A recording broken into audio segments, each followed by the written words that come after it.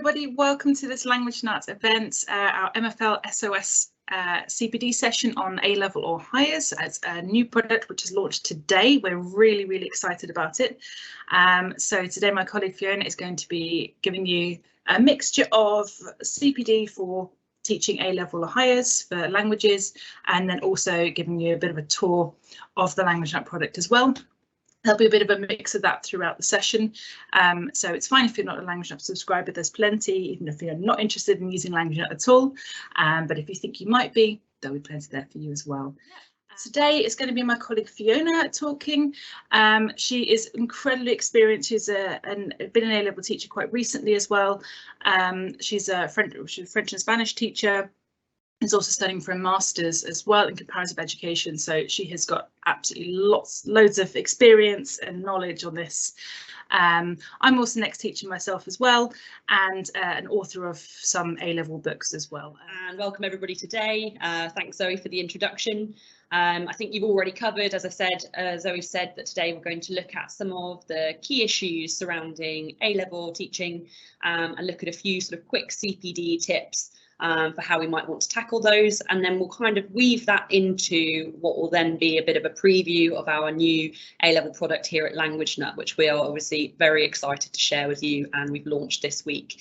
And then we'll round off at the end with Q&A. So if you have any questions as we go through, please do pop them in the chat, and Zoe will be collecting them so we can go through them all at the end. So without further ado, we'll move on and we'll have a look at some of those key issues that we're going to be discussing. And we'll start off by looking at transition activities and how we can bridge the gap between GCSE and National 5 and when students come in for their A-level course or highers. We'll then look a little bit at teaching film and literature, then talk a little bit more about bringing news to the classroom and keeping things current.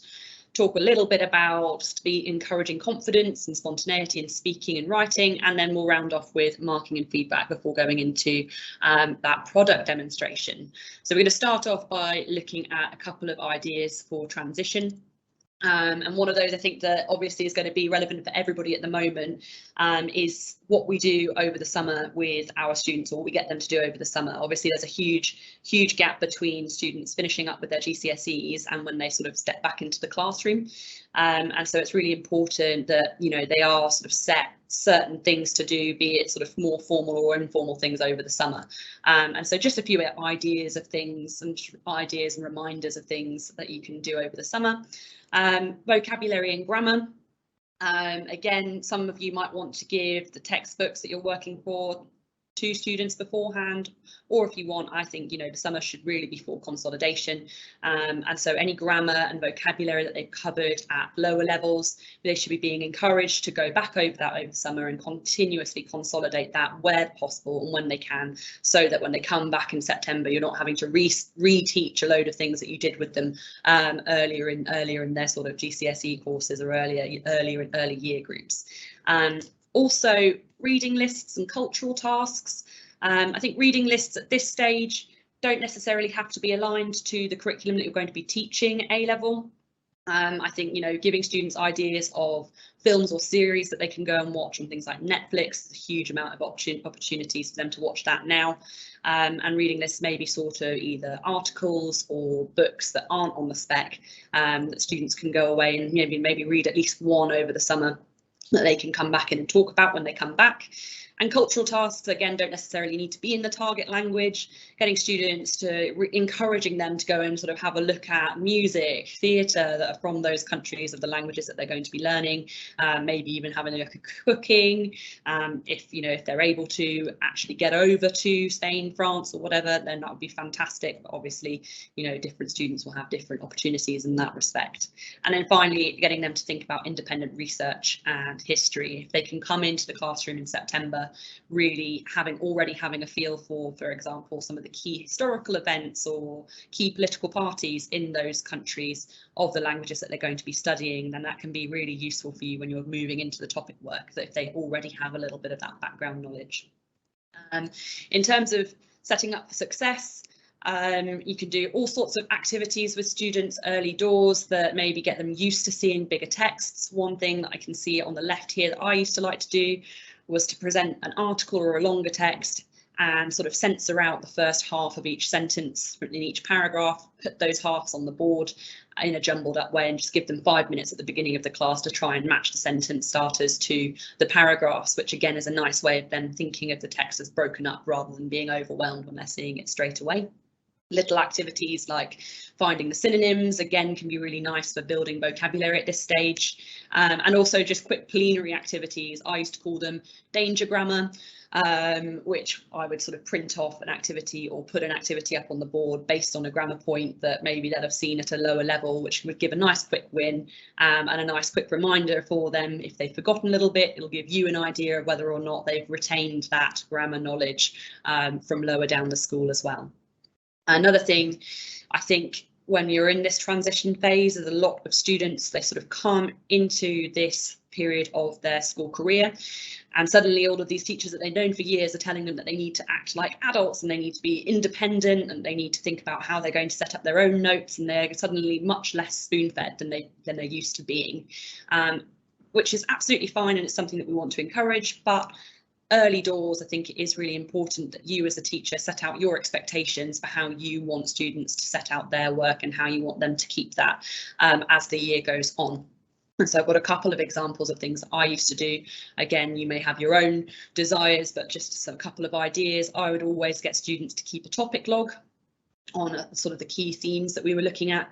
So you've got an example there on the left where students, anytime they came across something either in their independent reading or in class, where they came across a fact, figure, an opinion, I would encourage them to have this log open in a Word document or on paper, where they would then write down that fact either in the target language or in English, and also have links and resources that they found in another column that they can then go back to when they're revising, and they can have a think about, you know, whether or not it's a topic they might want to look at for a project, or whether or not, you know, they could bring in those facts and figures into a speaking task. And you could do the same with your films and books in the sort of more cultural side of things, but obviously then breaking it up by things like themes or techniques or characters and breaking it down that way as well. But the main thing is they're just setting out your expectations for how you want them to lay out their work. Teaching film and literature is our next issue we're going to briefly touch on, and I'll definitely be talking about that a little bit later on when we're showing our product for you, because we've got a great new section on film and literature that we're really excited to share with everybody. Film and literature can be a really daunting prospect, I think, particularly if you're new to A-level teaching, or if you've maybe come across from a school where you've been teaching one book and one film for years and you've suddenly got to learn a new one. It can be daunting. And one thing I would say, particularly to those of you new to teaching books and films, is that early doors, when you're introducing those films, when you're going through context, through history, don't be afraid to use English in the classroom. I think we get really caught up on using target language in the classroom, but instead of doing that, when you're sort of encouraging engagement in these books or films, and you're encouraging students to really get into the nitty-gritty of the analysis of the book, using English early doors is definitely a much easier way for them to come into this. And so, you know, got some examples on the slide that I'm showing here. Those have been lifted directly out of the different exam mark schemes for different exam boards. And you can see the kind of response that they're expected to produce at this level is really high. And so, you know, if you're able to talk to your colleagues in English, maybe even go, if you're an early careers teacher, go and do some observations in English, you know, use the resources around you, and you'll always have colleagues around you as well that, you know, maybe had years of experience teaching this book. So make sure you're talking to colleagues and not afraid of using English in the classroom. Similarly, if you can get any form of trips or an events, again, I know that this is potentially different schools have different abilities in terms of this, but keeping an eye out for some of those films and books that often have different moments. So like Water for Chocolate is currently out in the Royal Opera. La Haine had a big anniversary a couple of years ago, and so the film was re-released in cinema. So just keeping your eye out for events and things like this, so that if you could possibly take students to go and see something live, then that would be a really great thing to do with them.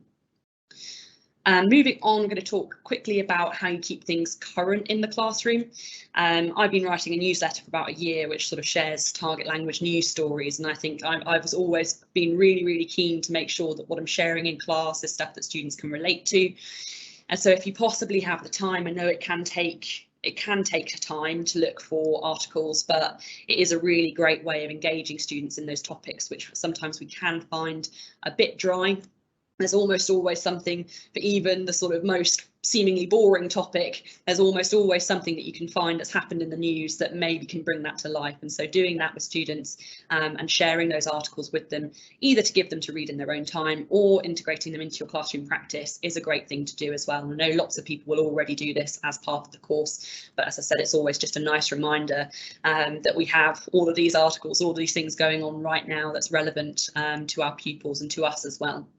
And in terms of things that you can do with those articles, one thing I wanted to emphasize right now is that you can do really easy activities that can give you quick wins that require zero prep that you can do with students. One of those might be to do fact checks, which they can then go away and put in their topic logs if you're doing those. So they can read the article, find 5 facts and write them out. And that can be a nice quick starter activity, and it's an easy thing for you to provide them with. Similarly, grammar checks. So whether or not you want to change out those different grammatical items, fair enough. But again, sharing an article with students, getting them to read through it and finding examples in situ of that kind of vocabulary and those grammatical items is a nice thing to do. And again, zero prep for you other than obviously reading the article in the first place yourself. And then one of those skills that students find really difficult, I think, and it is prominent in particularly the AQA spec for A level, is those summary skills. And so again, using these articles to build those skills, you might have one where it's broken up into nice big paragraphs. And when you do find an article like that, maybe getting students to do little short summaries of each paragraph where they write a sort of sentence summarising each one, or a key fact or a key opinion from each one of those, and doing little activities like that that can really sort of bring and build their confidence in those kind of activities. So that's news in the classroom. I want to talk quickly about building confidence and spontaneity in speaking. Again, just a couple of really quick activities, not necessarily reinventing the wheel, but hopefully serving as a reminder or tips if you're new to A-level teaching. I always like playing sort of games to break the ice when it comes to speaking. So having a go at games like Taboo, be that with vocab that students have gone away and learnt themselves first, or again, if you want to use it in conjunction with an article, that's fine as well. But showing a student a grid of words, they then go away, write a couple of descriptions of those words without using it, and then share that with the class. Can be a nice way of sort of getting them to think about how they can talk around words and use synonyms and things like that as well. I think, you know, sometimes it can be really difficult. We often have really small groups for A-level teaching, and particularly if that small group has quite introverted pupils, it can be quite difficult to get sort of a lively classroom discussion going. And I think in order to enable that and in order to make that easier, making sure that you've got prompts and ideas that they can use rather than just giving a statement for them to debate upon, and giving them time to go away and prepare arguments is key when it comes to sort of building that confidence with that. Another thing that I would used to do with debates would be to give students roles. And if you're in our AFL webinar last week, you might have heard me speaking about this then, but if I wanted students to do a debate and I knew that some of them were potentially a little bit less confident about sharing their own opinions in class, coming up with a question and then giving students a role and then asking them to debate as if they were that character can be a really, you know, a nice way of giving a student the opportunity to speak, but not having to share, you know, bare their soul to the class full of people that they don't necessarily know that well, particularly at the beginning of the course. So yeah, that can be a really nice way of breaking the ice and increasing that confidence. And later on in our product, you'll see as well, you know, we've got some interesting sort of activities that students can do in the speaking area that again will allow them to build that confidence away from the eyes of their classmates. One last thing that I'm going to go through quickly before moving into more of a sort of show and tell of our new product is talk about marking and feedback at A-level. Obviously, it can be really frustrating. It kind of goes back to what we were saying about bridging the gap. It can be quite frustrating at this level when you have a sort of 17-year-old coming in after, you know, a week of you having given them, you know, assignment with a bit of feedback on it, and then coming into class, you asking them, oh, have you got that essay that I marked for you last week? And then saying, oh no, I left it in my English folder, or oh no, I left it on, you know, my desk. It's amazing how many students, even at this level, still don't necessarily keep tabs of all of that hard work that you've been doing for them in order to provide them feedback. So again, that feeds back into really setting out your expectations for how you want students to organise themselves and how you want them to gather together their work, so that you don't sort of end up spending hours marking things that then get lost or sort of crumpled up in the bottom of a bag. And that then kind of feeds into the idea that particularly early on, I would want to check that this is happening. So if you possibly have the time to build into maybe one lesson per half term, where you sort of check in with students and make sure that they can show you all of the bits of sort of marked work that you've done. They can show you where they're keeping them. For some of them, it might feel like you're teaching them to suck eggs, but for others it is really necessary, and it is good that they know that you're going to be keeping tabs as well of, you know, what they're doing. And particularly with the fact that this is a 2-year course, a lot of what they're doing in September of year 1 is still going to be relevant to them at the end of year 2. So they do really need to be keeping these in one place. And again, that's something that we'll show later with the product. It's going to be something that we can help you with at Languagenut. And then finally, for this area, again, if you were in the AFL seminar last week, you will have seen these. Providing model answers and mark schemes at this level is really useful if you possibly can. Obviously, we're encouraging A-level students to become more independent, and we really want them to be thinking about what they're being judged on, what the criteria is that they're being marked again, particularly for those sort of more open-ended tasks and writing tasks, speaking tasks. So providing students with model answers, be that from previous years or ones that you've come up with, then that's really useful for them. And really going through the mark schemes with them as you are introducing the kind of activities that they're getting marked on is really important, so that they know how they should be improving, and that they can mark and they can peer mark each other, and they can mark and sort of almost self-assess before you get to that stage as well. So that was, as I said, a really brief whistle-stop tour of hopefully a few useful reminders, tips, activities that you might want to use in your A-level teaching. If you have any questions, obviously, about this part of the webinar, do pop them in the chat. I know Zoe's monitoring it, and so don't worry, we won't have forgotten about them. We're going to move on. We're going to have a little look at our Languagenut product now, and I'll hand over to you, Zoe, for a moment while I just switch over the screens for that. Of course. Thanks, Fiona. That was really interesting. Lots and lots of information there.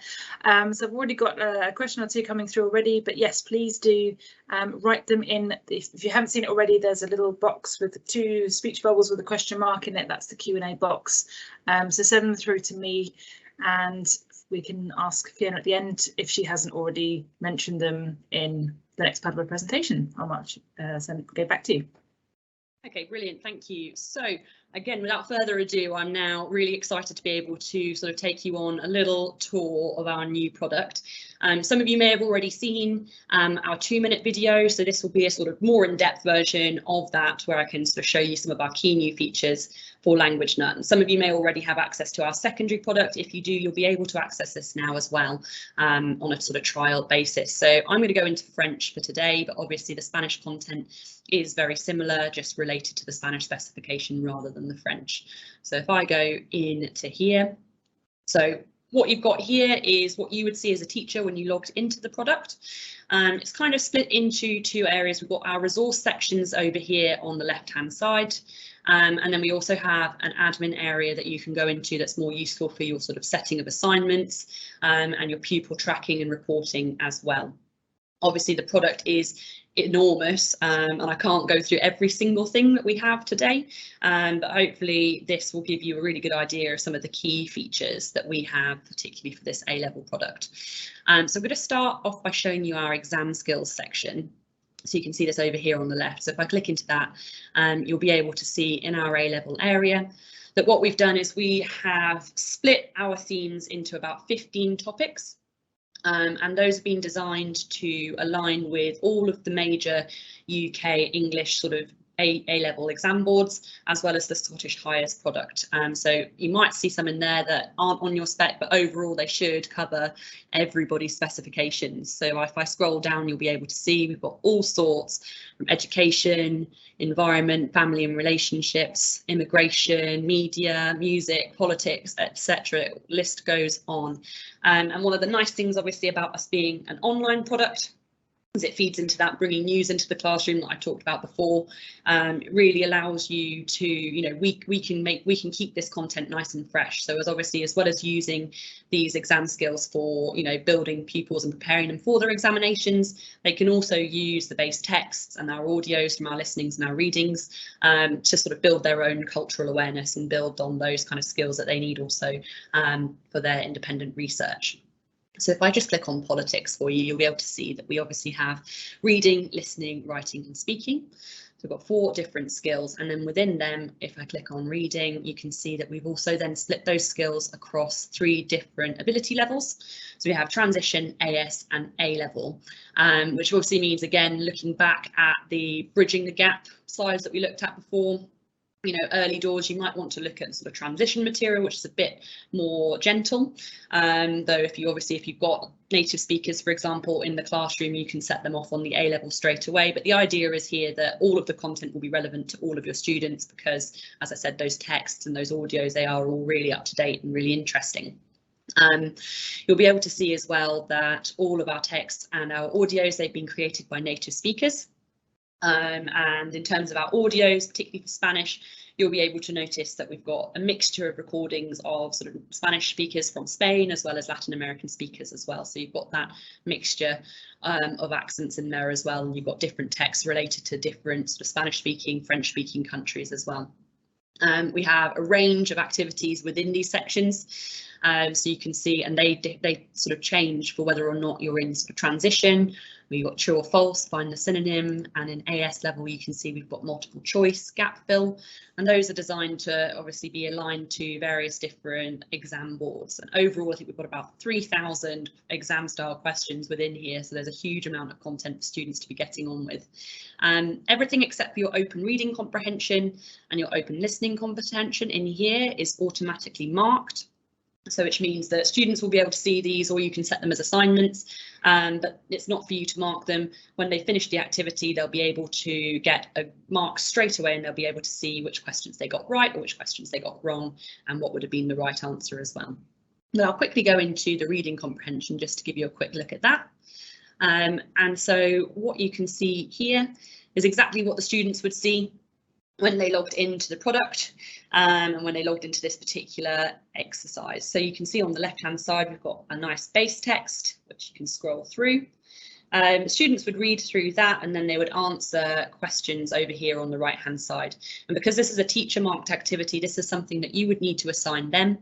So again, that kind of avoids situations where we have students who maybe will go away over the Easter holidays, answer every single question in the programme and then expect you to have marked them by week 1 when you get back. So that won't be an issue for these because you have to assign them. And when you do assign them, you can click on that button or you can go in through the admin area, which I'll show you later. And what you can do as well is you can choose whether or not students see their questions in English or whether or not they see their questions in the target language. And obviously they'll need to answer accordingly. Students will then obviously type in their answers, and then once they finish, they'll click submit. That will then go to you if you've set it as an assignment for you to mark, and then once you've done that, they will then receive a sort of notification and they'll be able to see their mark in their assignment section. So again, these can be used as a front of class activity if you want, or they can be used as homework or as revision activities as well. So a huge amount of scope for students using these. And again, if you're somebody who really wants students to build on their summary task activities, you could use one of these base texts as a basis for one of those. So just moving out of reading, I'll show you a couple of our listenings as well while we're here. So if we go into listening, again into transition, you'll see again with listening we've got these self-marked activities, the multiple choice, who said what. We've also got open listening comprehension. We also have true or false and who said what. And obviously the only difference when we go into these activities is that students will have the option to play back the audio. They can skip through bits of it or they can slow it down and then they get on with their questions like that. Our writing and speaking areas, if I just show you those as well. Writing and speaking, again, students won't automatically see these. You'll have to set them as homework because of the fact, again, that we don't want them going away and writing everything. So you can set them as and when is necessary. And again, those are split into our different ability levels. I think speaking is a really nice one to show. When I was speaking earlier, obviously, about having slightly less confident students, these tasks can be a really great way for them to go away at home and practice those tasks and practice that skill. So if I show you one of our open question activities, you'll be able to see that pupils are given a certain amount of time to prepare an answer to a question like the one that we've got in the speech bubble here. Once that time runs out, they can click record and they can record that answer. And once you've assigned that as a task, once they've recorded their answer, that will then go through to you to mark. Nobody else needs to hear it other than the teacher. And then when they get their feedback, which you can either record as audio or as written, they'll be able to get that feedback and they'll be able to sort of build that confidence as they go through. And so that's there for your speaking. So that's our sort of exam skills for now. Hopefully being able to get an idea for the kind of activities that we have. If I just go back to our home page, I'll now show you another area that's arguably another exam skill. It's something that you won't have seen if you've got our secondary product, is we've got a new translation section as well. And across that, we've got 90 different translation activities for students to get their teeth stuck into. Again, these will be activities that you have to set as a teacher as an assignment because they are teacher marked. And the students will see them again.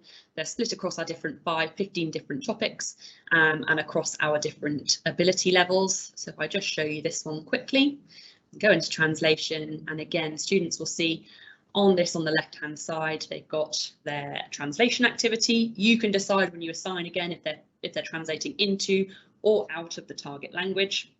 And another nice thing that students can do here, they could have done it on the reading as well, is they can pick the colour of the background according to their sensory needs, and they can make the text bigger or smaller as they see fit. So that's another nice thing they can do.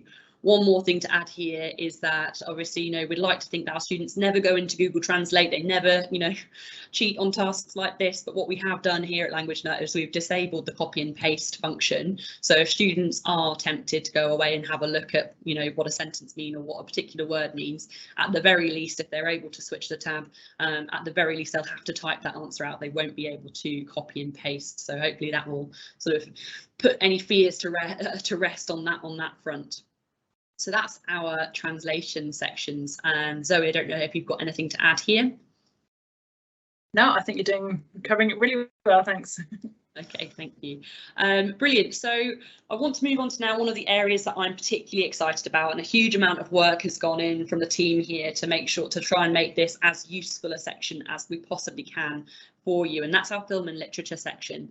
As I mentioned before in CPD, film and literature can be an incredibly sort of daunting task, I think, for certain teachers, and I think there is a real lack of resources out there sort of all in one place online. You know, I know that the summer before I started teaching Latin, I sort of spent a lot of time sort of looking in every four corners of the internet, trying to find vocabulary, trying to find lesson ideas to have a go at to do that. So what we've tried to do here is we've tried to really streamline that activity for you and try and save you all of that time and put together all of that knowledge and all of those bits of content in one place.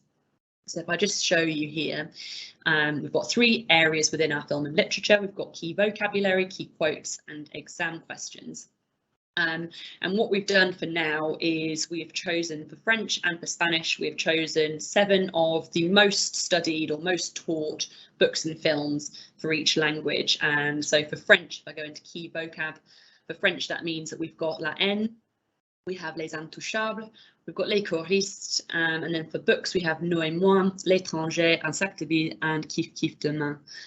Zoe, I think if you could possibly pop in the chat the books and films that we've got for Spanish, that will be there as well if you're interested in Spanish options. Obviously, according to demand, you know, we could add further books and films further down the line, but for now we've started off with these 7 as those are the ones that, according to the exam boards, are most regularly chosen. And so as we're in vocabulary, I'll show you what we've got for this. And so as well as vocabulary related to specific books or specific films, we also have sections that are related to just general, all of that meta vocabulary that students need in order to be able to write an essay about a book or write an essay about a film. And obviously, if you're Scottish hires for this might be something you want to bring in as part of the portfolio project. But then also the general essay vocabulary can help in terms of writing about those topics as well that we looked at in our exam skills section. So this general vocabulary is incredibly useful as it sort of gives all in one place. It gives students a chance to really get to grips with the kind of vocabulary that they should be using in order to present their analysis.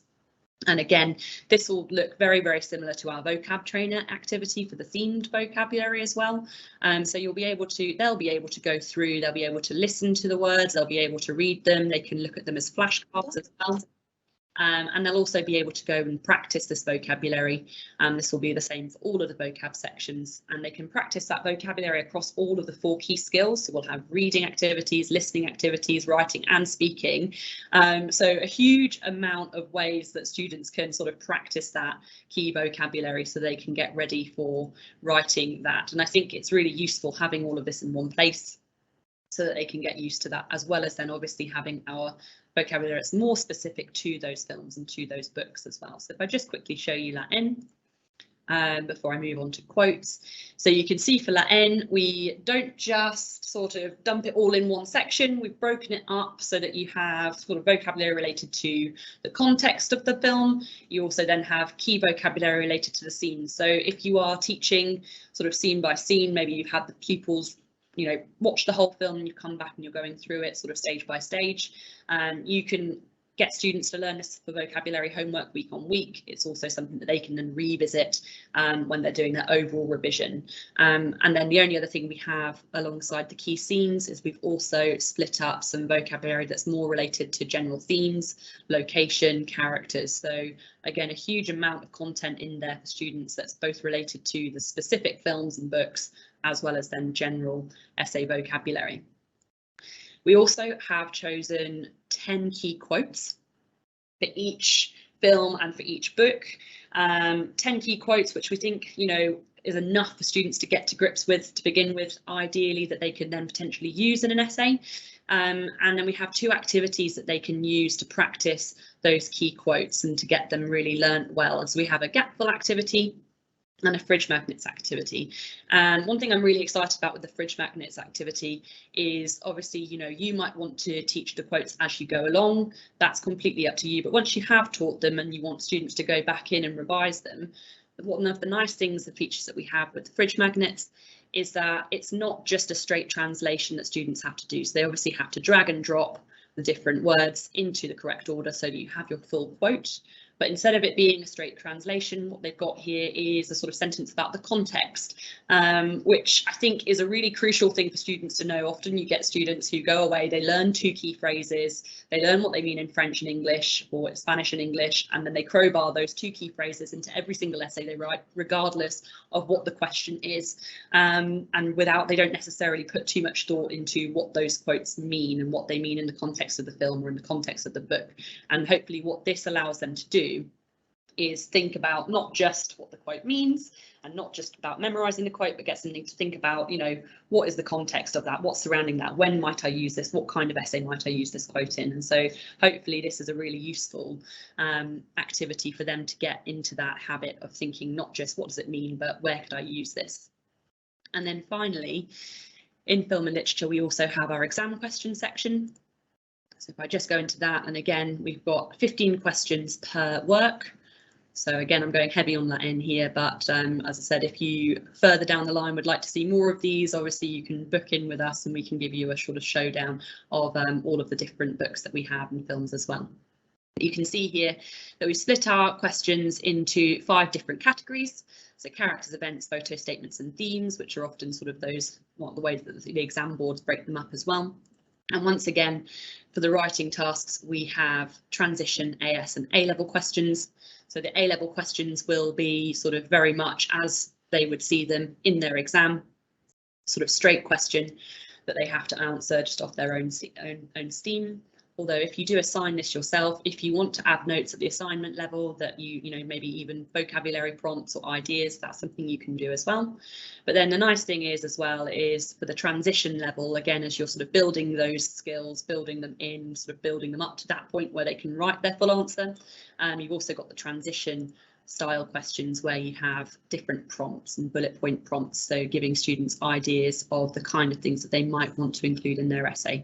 And so that essay questions for the A level, you might want to keep those back for mock exams or for a timed writing activity, whereas these sort of transition ones can be used maybe more as like early homeworks as you're trying to get them sort of thinking about those skills as they're building them as they go along. So that's our Film and literature section, I could go on, I could talk about it more. Hopefully it's given you some ideas, hopefully you found that useful, and can think about ways that hopefully it would save time for you. That's, we certainly hope that it would. And then finally, just before I go into our admin area to show you a bit of our marking, I'll just draw your attention to our grammar and verbs section. So obviously at this level, we'd expect students to have, you know, a decent handle on the vocabulary and the grammar and the verbs that they've looked at previous levels. If that's not the case, so for example, for grammar, we do also have the vocabulary, we have the grammar items that you would have seen in the secondary product if you subscribe to that. They're also available in our A-level product. So if you want that quick win activity at the beginning of a class and want to go in and look at a grammatical item from GCSE level or even Key Stage 3, that's possible. You can go in and do that. And then we also have our sort of 20 new A-level topics for grammar that students that you can use alongside your sort of teaching, explicit teaching of these grammar points, and then you can use them as practice activities either in class or as homework activities. And students have a range of things that they can do with that in order to get a real grip of those different grammatical items. Similarly with verbs, we have 45 verbs now loaded onto our product across 8 different tenses for A level. So as you can see, it's a huge amount of verbs that they can go in and have a look at, and they can either go in via the infinitive or via the tense that they want to learn them by. So again, really useful for them to sort of, maybe this is something they want to go off and do as part of their own vision, or if you want to assign that, there's no excuse for them not to come in and know those tenses as they go along. So that's our grammar, really whistle-stop tour of our resource section. As I said, hopefully getting a good idea for the kind of scope of the product. Again, as I said, there's too much for me to go into in minute detail today, so I will now just move on and show you a little bit of our admin area, just to give you an idea of how you can use Languagenut to mark at A level. So A level admin area can be accessed either here or through this button at the top. So if I just go in through admin area. One thing we've enabled for A level, which is really, again, I think really exciting and hopefully really useful for you and your students, is if you go into your settings and library and then look over here on the left hand side, you can see you have this option of A level or higher exam board. So if I click on that, you get taken to this page. And you have a drop down menu of the exam boards that you can select for this level. If you're teaching in Wales, don't worry, we're adding WJEC soon to this. And then if we click on AQA, for example, and then submit, that means that any activity that has a direct read across to an exam style question, you will get a pop-up to the mark scheme for AQA as part of your marking screen, and your students will also get that pop-up so that you can sort of mark in conjunction with the mark scheme for your exam board, and your marking window will appear as though you were coming in through AQA or Excel, for example. So just to see that in action, if we go into assignments, this is where you'll see where your students have done their tasks. I'll quickly show you the marking of one of our open reading assignments, just to show you how quick and easy it is for you to look at as a teacher.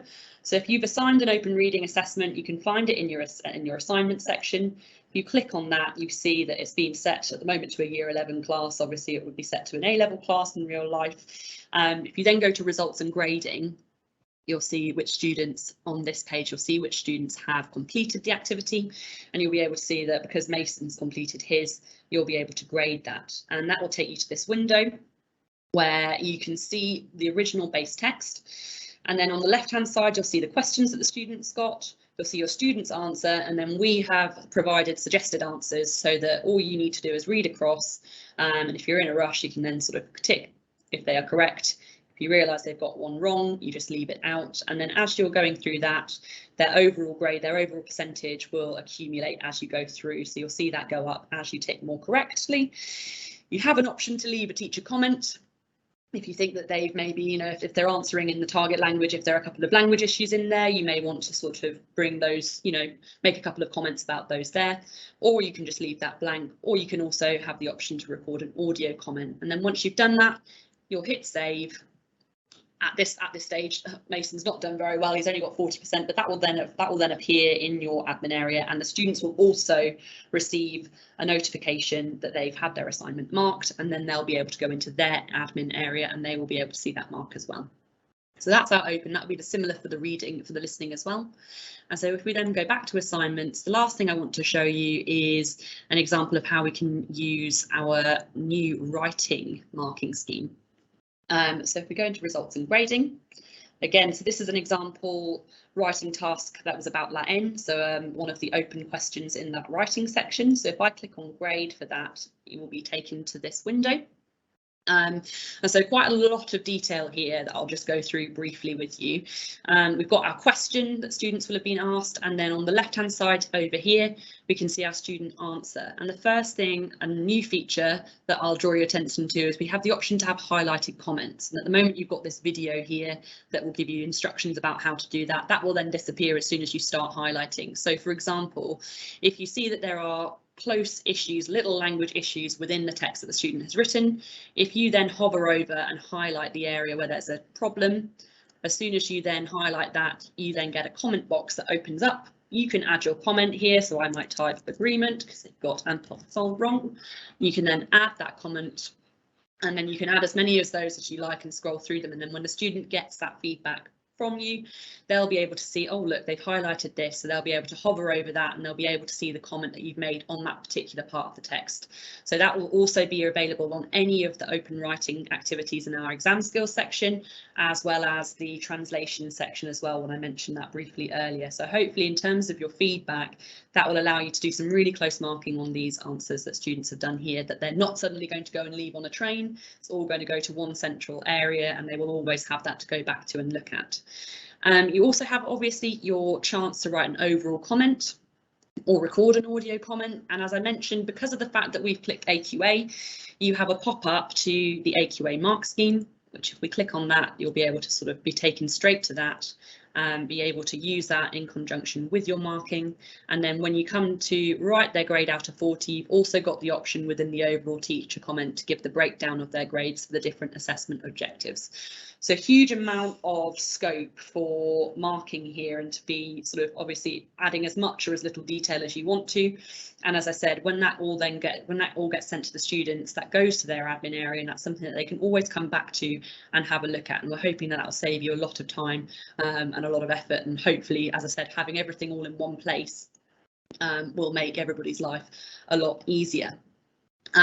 So as I said, that's a really brief sort of lowdown of our sort of marking area and our assignments area. Obviously, within your admin area, there are all sorts of other things that you can do in terms of tracking students and creating reports. If that's something you're interested in finding out more about, obviously, you know, you can book in for a demo with us where we can give you a more sort of targeted walkthrough of those areas that you're particularly interested in. And so that's pretty much it from me for now. As I said, obviously, I could talk for many more hours about these new features that we have, but that's it for now. Zoe, I don't know if you've got anything to add, and if you don't, I'll sort of hand over to you now for some questions. Yeah, that's great. Thank you. Well, we've got lots of questions, so I think we'll crack straight on with those. But yeah, great. So we've got someone called Jenny is asking about, she's saying she's quite an experienced teacher. So in terms of, you know, the sort of teaching the topics and stuff, that's not a problem. What she struggles with is actually knowing the sort of current slang and music and that kind of thing. She follows the news but doesn't necessarily know what our kids in France are listening to these days. Do you have any tips on how she can deal with that?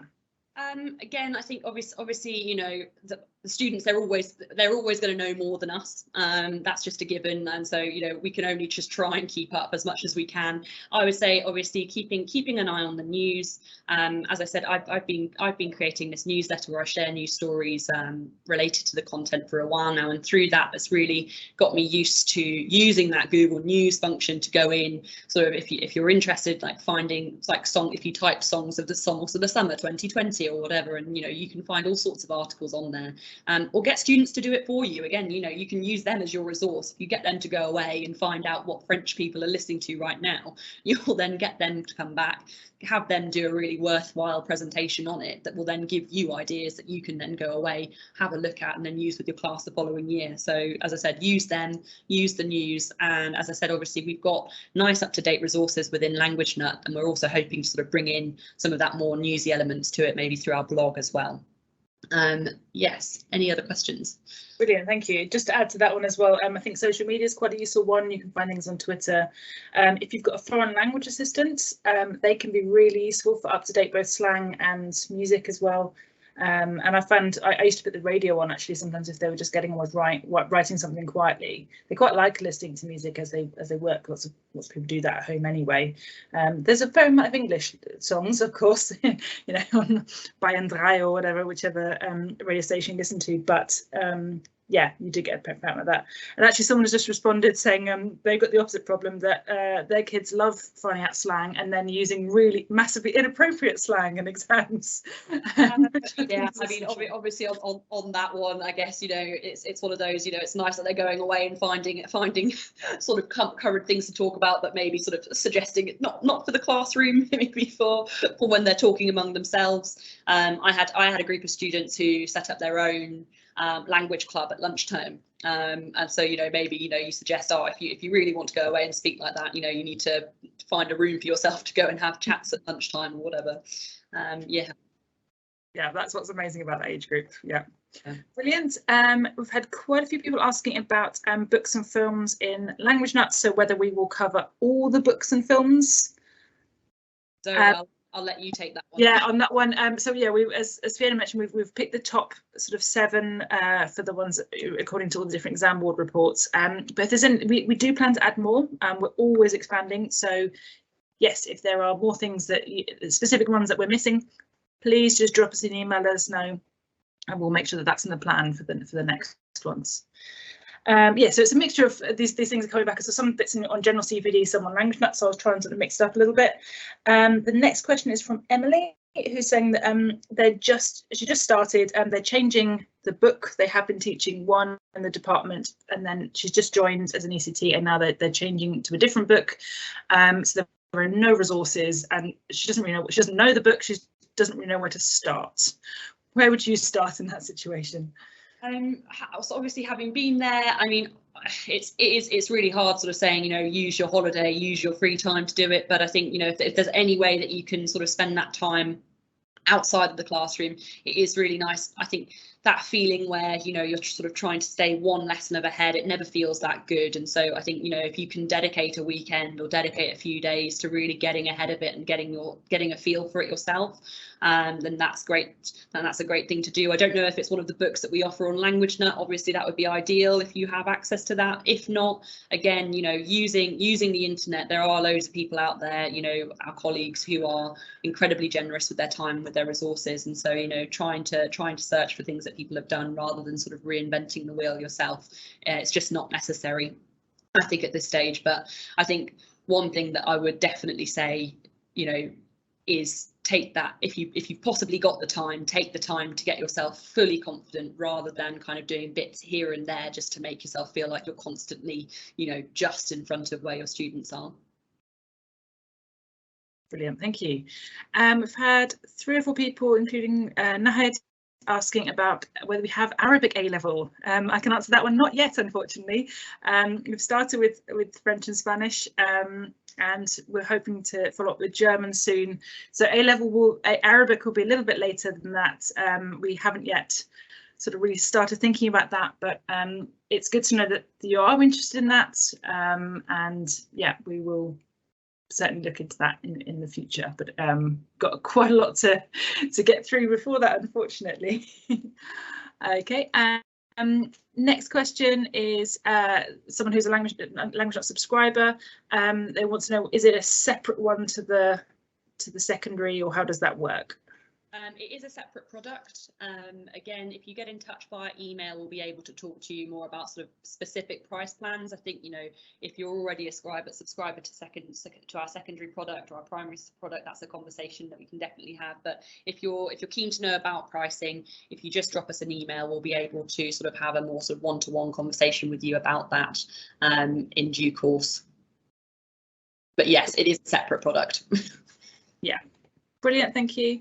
I've got Eliza asking about, she's in Scotland and asking about the directed writing tasks for the Scottish Higher exams. I can take this, or you can, I don't mind. Yeah, so whether we don't have specifically, so they're obviously very scenario based. In the open writing questions, we have sort of more topic based, but you are able to add in your own bullet points, and actually we have custom content as well. So you're still able to, you can write, you can set your own scenarios and so on, with as many bullet points as you like, so that you can make it as close to the directed writing part of the exam in Scotland as you can, including word limits and so on, which I know that you do have on the exam there. And as we said, we're always developing the product, so we've got plans to keep adding extra things, and that's something that we can definitely add more scenario based ones of that. Don't know if there's anything you want to add on that one, Fiona? You covered that, thank you, Zoe. Yeah, great. And so lots of people asking similar things. Cheryl asking whether students can print the essays and translations from the site with the teacher comments. Yes, they will be able to. There will be a print function. Any of your feedback is all something that you can export. So if you are sort of working on paper, if you're encouraging students to have things in books or in folders, then yes, you will be able to export the content from the feedback that you deliver and from their own tasks as well. Brilliant, thank you. That's pretty much all the questions I think we've got. In the meantime, any feedback that you have, please do. You can put it in the chat, you can send it to us directly. It's always really useful to know what you liked, what you didn't like, any particular topics you'd like us to cover in the future, because we want to make sure that we make these sessions as relevant to everybody as we possibly can. And if you found it useful, if you could put it on social media to share with your colleagues, because we do want as many people as possible to access this information that we're putting out. Absolutely, and as I said, thank you so much, Zoe, for enabling this today and for all of the work that you've done on the content for the A-level, and thank you so much to everybody who's come today. Do, as I said, Zoe, do stay in touch, and as I said, do have a look at some of our other webinars coming up. We'll probably do another one that is focused on the product related to A-level in the new year, academic year that is, and so be sure to have a look out for that as well. Brilliant. Thank you very much, everyone. Have a great evening.